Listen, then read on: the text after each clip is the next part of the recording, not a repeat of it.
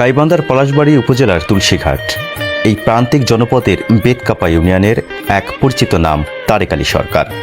নিজের অদম্য ইচ্ছা আর পুকুর ভরা রূপলি শস্যের উপর ভর করে তিনি আজ মাছ চাষে স্বাবলম্বী।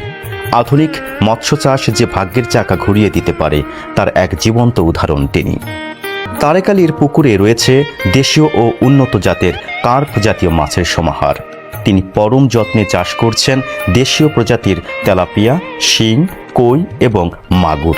এর পাশাপাশি বিলুপ্তপ্রায় দেশীয় প্রজাতির মাছ রক্ষার্থেও তিনি বিশাল ভূমিকা পালন করছেন।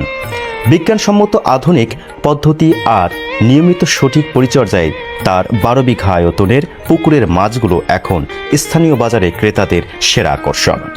শূন্য থেকে শুরু করে আজ তিনি এলাকার অন্যতম সফল উদ্যোক্তা ও একজন পেশাদার মৎস্য চাষী। মাছের রোগবালাই দমন করে ভোক্তাদের সঠিক পুষ্টি নিশ্চিত করতে তিনি নিজেই নিয়মিত তদারকি করেন তার মাছের প্রজেক্টগুলো। তার এই সাফল্য দেখে স্থানীয় বেকার যুবকরাও এখন মৎস্য চাষে আগ্রহী হয়ে উঠেছেন। তারেক আলী সরকারের হাত ধরে বদলে যাচ্ছে গ্রামীণ অর্থনীতিও। তার এই নিষ্ঠা আর শ্রম পলাশবাড়ী উপজেলার হাজারো তরুণ প্রজন্মের জন্য এক অনুপ্রেরণার নাম।